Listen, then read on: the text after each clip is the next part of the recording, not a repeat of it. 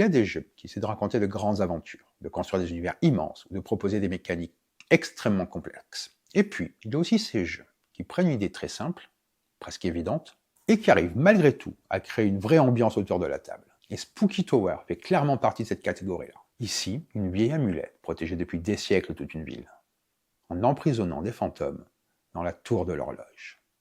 Mais le sort finit par se briser, et les esprits se sont échappés un peu partout dans les rues. Le problème, c'est qu'ils sont invisibles à l'œil nu. Le seul moyen de les repérer et de les capturer, c'est de les prendre en photo. Du coup, pendant toute la partie, on va accumuler des cartes représentant différents bâtiments de la ville. Attendre le bon moment pour les retourner, révéler leurs photos, et découvrir si un fantôme s'y cache. Et honnêtement, même si le principe paraît très simple au départ, le jeu réussit à créer cette petite tension légère, où tout le monde observe ce que les autres accumulent, hésite entre patienter encore un peu ou tenter sa chance immédiatement, et surveille constamment l'avancée de l'horloge au centre de la table. Parce qu'il y a toujours ce petit moment de suspense, quand quelqu'un retourne enfin ses cartes. Est-ce qu'il va révéler plusieurs fantômes d'un coup? Est-ce qu'il va surtout récupérer des indices pour aller au parc? Ou au contraire, déclencher des effets qui vont accélérer la partie plus vite que prévu? Et c'est justement ce mélange entre accessibilité, rythme très fluide et petite prise de risque permanente qui donne au jeu une vraie personnalité autour de la table. Spooky Tower est un jeu de Jonathan Fabre-Godal et Corentin Lebras, illustré avec brio par Apolline Etienne et édité par Hippo Productions. Il se joue de 2 à 5 joueurs pour des parties entre 15 et 30 minutes. Tout cela à partir de 8 ans. Et honnêtement, je trouve que le jeu assume très bien ce format-là. Les règles sont rapides à comprendre, les tours s'enchaînent naturellement, et il y a toujours quelque chose qui se passe. On est sur une expérience familiale dans son approche, mais avec suffisamment de petits choix et de rythme pour garder tout le monde impliqué autour de la table. Le plaisir vient surtout de cette dynamique collective des révélations de cartes, des effets qui s'enchaînent, et de cette sensation constante d'essayer d'optimiser ses prises de risque avant les autres. Et c'est justement ce qu'on va voir ensemble. Allez, on va voir comment ça se passe. Après cette mise en ambiance, on va maintenant prendre le temps de découvrir plus précisément ce que propose Spooky Tower autour de la table. On commencera d'abord par regarder rapidement le matériel et la mise en place, histoire de voir comment la ville se construit et comment fonctionne cette fameuse tour horloge qui rythme toute la partie. On passera ensuite tranquillement aux règles, pour comprendre comment récupérer des cartes, révéler des photos, capturer des fantômes et utiliser les différents effets du jeu. On reviendra aussi sur le fonctionnement des indices, du parc, des grimoires et de l'horloge, afin d'avoir une vision complète du déroulement d'une partie, sans devoir revenir constamment sur les règles plus tard dans la vidéo. Et une fois tout ça en place, je terminerai avec un avis plus personnel sur l'expérience proposée par le jeu, sur le rythme des parties, l'ambiance autour de la table et le type de public avec lequel Spooky Tower fonctionne selon moi le mieux. Allez, on va commencer tout de suite avec l'introduction et la mise en place du jeu. Dans Spooky Tower, une ancienne amulette retenait depuis des siècles de nombreux fantômes prisonniers dans la vieille tour de l'horloge. Mais aujourd'hui, l'amulette s'est brisée, et les esprits se sont échappés dans toute la ville. Invisibles à l'œil nu, il n'existe qu'un seul moyen de les capturer, les prendre en photo. À la tombée de la nuit, chaque joueur va donc parcourir la ville avec son appareil photo pour tenter de repérer les fantômes cachés un petit peu partout. Il sera aussi possible de retrouver les fragments de l'amulette afin de restaurer la protection magique qui maintenait la ville en sécurité. Le but de la partie est simple, être le premier à capturer 5 fantômes ou à récupérer 3 fragments d'amulette. À votre tour, vous lancez les dés. Selon le résultat obtenu, vous réalisez l'une des 2 actions disponibles, soit prendre une carte, soit retourner vos cartes déjà en jeu. Les cartes révélées peuvent déclencher différents effets et parfois permettre de capturer un fantôme. Pour commencer la partie, il faut d'abord préparer les différentes cartes en jeu en les séparant par type. Vous avez les cartes bâtiment, les cartes parc, les cartes grimoire et les cartes fantômes de compagnie. Les cartes bâtiment vont ensuite être triées de valeurs, de 1 à 12. Chaque paquet est mélangé séparément avant d'être placé au centre de la table, face bâtiment visible, afin de former une grille de 3 par 4. Cette grille va représenter la ville dans laquelle vous allez explorer et tenter de repérer les fantômes. Du côté des cartes parc, vous formez une pile face cachée. La carte avec indice 3 est placée tout en dessous, puis viennent les cartes 2, puis les cartes à indice. Les cartes grimoire, elles, sont simplement mélangées pour former une pile face cachée, placée à proximité de la ville. Les 3 cartes fantômes de compagnie sont également placées à côté de la zone de jeu. On passe ensuite à la fameuse horloge. Vous emboîtez la tour sur le couvercle de la boîte, puis vous la placez au-dessus de la ville. L'aiguille de l'horloge commence orientée vers le haut, à minuit. Les 2 dés, quant à eux, sont ensuite placés au pied de la tour. À proximité, formez une réserve avec les fragments d'amulette. Enfin, chaque joueur reçoit un plateau maison, ainsi qu'un jeton relance, placé face disponible visible. Tout le matériel inutilisé peut être rangé dans la boîte. qui servira également de défausse pendant la partie pour les cartes utilisées. Avant de voir le déroulement d'un tour, il faut comprendre comment fonctionnent les cartes bâtiments, puisque ce sont elles que vous allez manipuler pendant toute la partie. Chaque carte possède deux faces. Une face bâtiment, une face photo. Sur la face bâtiment, on retrouve la valeur du bâtiment, les effets bonus. Cette zone ici indique les effets qui se trouvent sur les photos du bâtiment. Ici, c'est l'effet commun. Il est présent sur toutes les photos du bâtiment. Ici, c'est l'effet différent qui est réparti sur chaque photo de ce bâtiment. Par exemple, l'effet ici, 9+, est présent sur toutes les photos du bâtiment de valeur 1. En plus de celui-ci, une de ces photos cache un fantôme, tandis que les 4 autres n'ont pas d'effet supplémentaire, comme vous le voyez ici. Sur la face photo, vous avez donc le fantôme, l'effet, ainsi que la provenance. Et là, c'est une photo sans fantôme. La partie se joue en une succession de tours, jusqu'à ce qu'un joueur capture son 5e fantôme ou récupère son 3e fragment d'amulette grâce aux effets de l'horloge. Le premier joueur est la dernière personne à avoir vu un fantôme, puis la partie continue dans le sens horaire. À votre tour, vous commencez toujours par lancer les 2 dés dans la tour de l'horloge. Si le résultat ne vous convient pas et que votre jeton relance est encore disponible, vous pouvez le retourner sur sa face indisponible afin de relancer immédiatement les 2 dés. Une fois le résultat final obtenu, vous devez réaliser une seule des 2 actions possibles indiquées par les dés. Prendre une carte ou retourner vos cartes. Ça, c'est donc la face disponible. Et là, la face non disponible. La première action consiste à prendre une nouvelle carte dans la ville. En utilisant soit la valeur d'un seul dé, soit la somme des 2 dés. Vous choisissez un bâtiment correspondant dans la grille centrale. Vous prenez alors la première carte disponible de ce bâtiment sans la retourner, puis vous la placez à gauche de votre plateau maison, face bâtiment visible. Si vous récupérez plusieurs cartes d'un même bâtiment au cours de la partie, elles sont simplement superposées afin qu'on puisse facilement voir combien vous en possédez. Certaines cartes possèdent également un effet de bonus immédiat. Dans ce cas, appliquez-le dès que la carte est prise. Par exemple, imaginons que j'ai lancé les dés et que j'ai obtenu ce résultat, 3 et 4.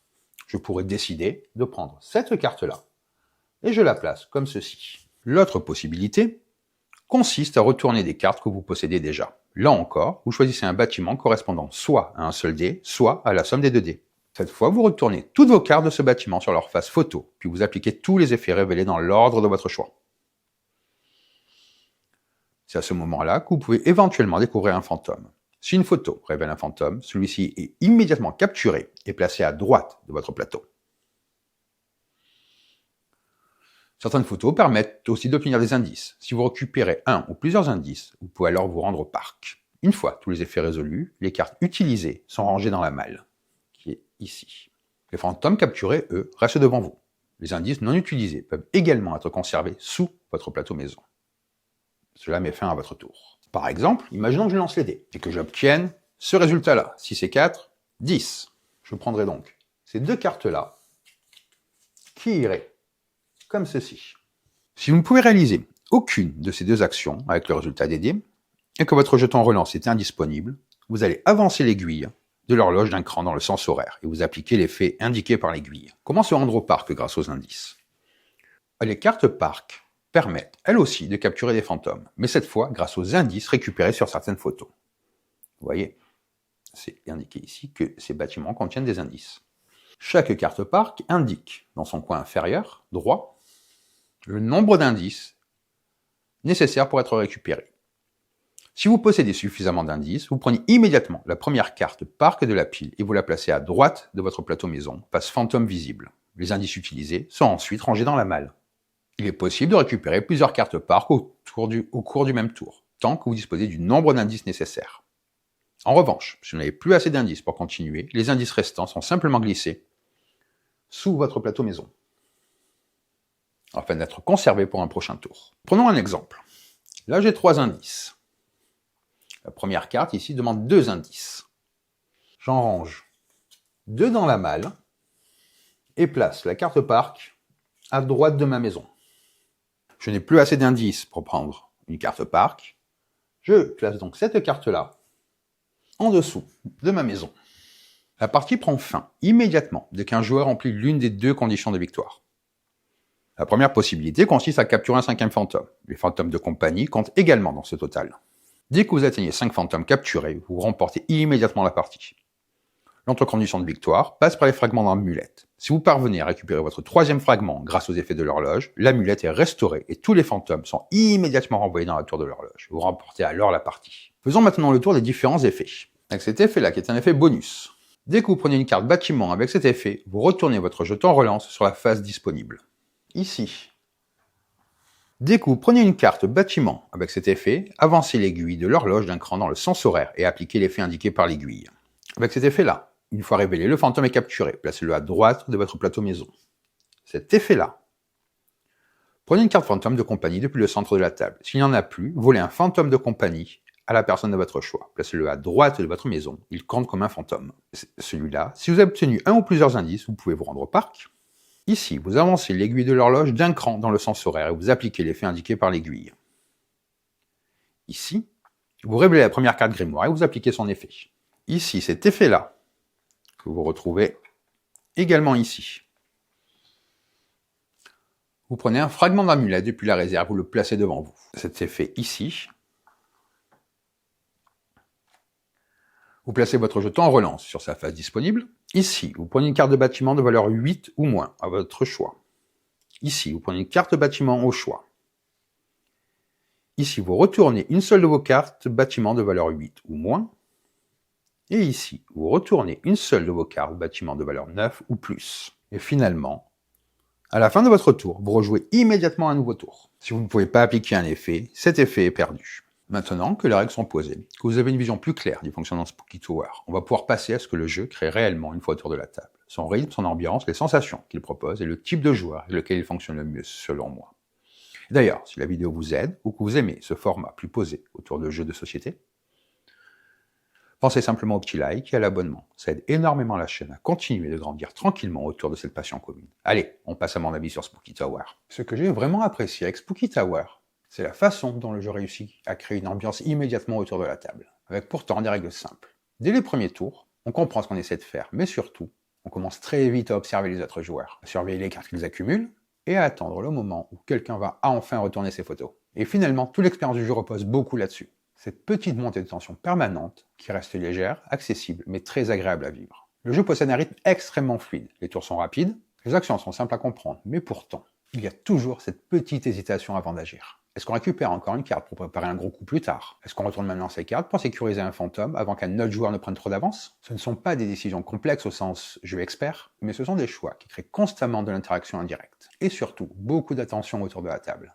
Je trouve que le jeu utilise très intelligemment son thème, afin de soutenir ses mécaniques. Le fait de photographier les fantômes fonctionne très bien, avec ce système de cartes cachées qu'on accumule, puis qu'on révèle au bon moment.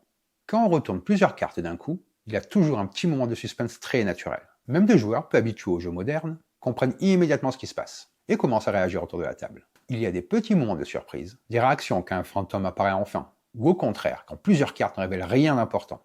Et cette simplicité-là donne au jeu un côté très vivant. L'horloge apporte aussi énormément au ressenti général. Visuellement déjà, elle donne une vraie présence aux centres de la table, mais surtout, elle sert constamment à maintenir le rythme de la partie. On sent bien que quelque chose avance en permanence. Certains effets vont accélérer le temps. D'autres permettent de récupérer des fragments d'amulette, une des conditions de victoire. Et tout cela crée une sensation de progression continue. Même lorsqu'un joueur connaît un tour un petit peu moins efficace, il se passe toujours quelque chose qui relance instantanément la dynamique. J'ai aussi trouvé très agréable la manière dont les différents effets viennent enrichir la partie, sans jamais la rendre compliquée. Les cartes parc, les cartes grimoire, les fantômes de compagnie ou encore les effets bonus ajoutent juste assez de variété pour renouveler les situations et maintenir l'attention des joueurs. On reste toujours dans quelque chose de très lisible, mais suffisamment varié pour donner envie d'enchaîner les parties. Et honnêtement, je pense que c'est là que le jeu est particulièrement réussi. Il trouve un très bon équilibre entre accessibilité et implication. Beaucoup de jeux familiaux tombent parfois dans quelque chose de trop automatique, où les joueurs jouent un peu sans vraiment suivre ce qui se passe autour de la table. Ici, même si les règles sont simples, tout le monde reste impliqué, parce qu'on surveille constamment l'évolution des joueurs. On regarde qui accumule beaucoup de cartes, qui possède déjà plusieurs fantômes, qui semblent proches de récupérer suffisamment d'indices pour aller au parc. Il y a toujours quelque chose à observer. La gestion des dés fonctionne aussi très bien dans cette logique. Le système est simple, mais le jeton de relance apporte un petit contrôle très bienvenu, et on réfléchit au bon moment pour l'utiliser. Cela évite que les résultats paraissent trop frustrants. Même lorsque les dés ne donnent pas exactement ce qu'on voulait, le jeu garde une sensation très légère et très fluide. On n'a jamais l'impression d'être bloqué longtemps. Visuellement aussi, Spooky Tower possède quelque chose de très chaleureux. La présence de la tour de l'horloge au-dessus de la ville donne immédiatement l'identité au jeu sur la table. Les manipulations restent simples, mais il y a toujours ce petit plaisir de retourner les cartes photos pour voir ce qui apparaît. Et ce côté tactile et visuel fonctionne particulièrement bien, croyez-moi. Ça fonctionne aussi bien qu'un public familial qu'avec des enfants. Je trouve également que le jeu réussit très bien à créer une expérience capable de parler à plusieurs profils de joueurs. Avec des joueurs occasionnels, il fonctionne grâce à son immédiateté et son thème très lisible. Avec un public plus habitué, il va garder un petit plaisir de timing et de prise de risque, qui rend les parties agréables et détendues. Ce n'est pas un jeu qui cherche à impressionner par sa complexité et justement, il assume totalement cette approche plus fluide et plus accessible. La courbe d'apprentissage est d'ailleurs extrêmement douce. En quelques minutes, tout le monde comprend la logique du jeu. Et on peut commencer à jouer très vite naturellement. Les symboles sont faciles à retenir, les actions claires, et les tours restent toujours rapides. Cela permet de garder une très bonne dynamique autour de la table, sans casser le rythme, avec des explications trop longues ou des rappels constants de règles. Leur jouabilité repose surtout sur le rythme des révélations, les effets qui apparaissent, et la manière dont les joueurs vont gérer leurs cartes pendant la partie. Même si la structure générale reste simple, les sensations changent suffisamment d'une partie à l'autre, pour donner envie d'y revenir régulièrement. Notamment parce que les parties restent rapides et agréables à enchaîner. Personnellement, j'aime beaucoup ce genre de jeu, capable de créer une ambiance immédiate, sans demander énormément d'investissement mental. Spooky Tower réussit à proposer quelque chose de très fluide, très accessible, et surtout très vivant autour de la table. Il y a constamment des petits moments de tension, de surprise et d'observation, qui rend les parties naturelles et agréables. Et surtout, le jeu semble toujours garder en tête son objectif principal, faire vivre une chasse aux fantômes légère, amusante et interactive, sans jamais compliquer inutilement l'expérience. Donc voilà pour cette vidéo, j'espère qu'elle vous a plu. On a changé de cadre, comme vous avez pu le voir, j'espère que cela vous plaît. Il va falloir que je m'y habitue aussi un petit peu. Et sur ce, je vais dire bonne partie et bon jeu!